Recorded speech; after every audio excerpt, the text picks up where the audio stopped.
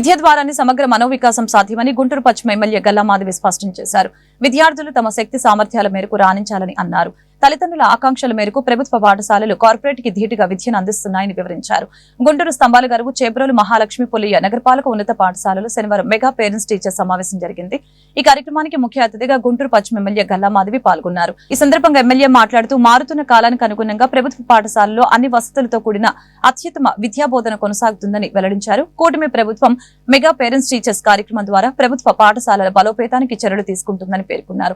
అలాగే ఈ స్కూల్ ఉత్తీర్ణత 90% సాధించి మిగతా స్కూల్స్ కి ఆదర్శంగా నిలపాలని విద్యార్థులకి పిలుపునిచ్చారు. ఏ తల్లిదండ్రులైనా ఏకైక లక్ష్యం వారికి అదొక్కటే ఉంటుంది. కాబట్టి నిరంతరం వారి అభివృద్ధి కోసం ఎన్నో కష్ట నష్టాలకు ఓర్చి వారి చదువుల కోసం వారు ఎన్నో రకాలైన త్యాగాలు చేస్తూ ఉంటారు.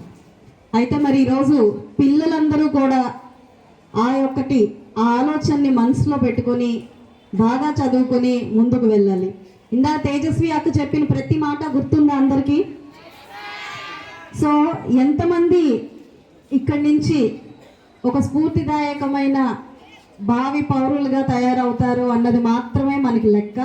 ఈ స్కూల్ గ్రేడింగ్ అలాగ మాత్రమే కౌంట్ చేయబడుతుంది.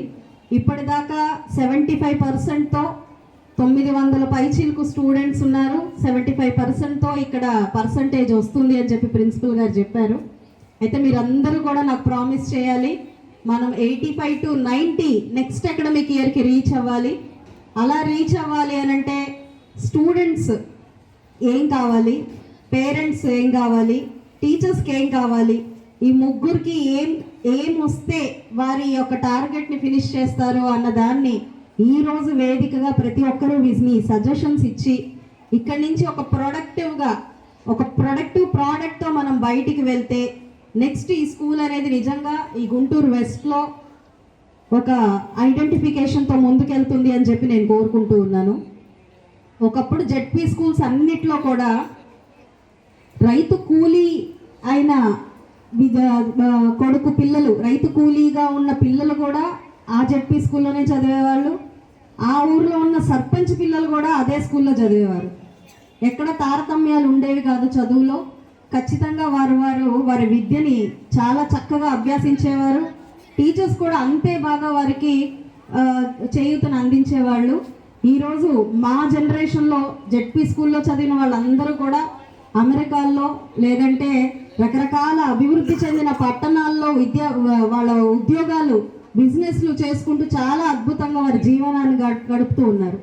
అయితే ఇప్పుడు ఈ సినారియోలో ఇప్పుడున్న సమాజంలో చూస్తుంటే మ్యాక్సిమం కాంపిటీషన్ కార్పొరేట్ స్కూల్స్కి పెరిగిపోతూ ఉంది. మన మున్సిపల్ స్కూల్స్ అన్నీ కూడా వెనకబడిపోతూ ఉన్నాయి.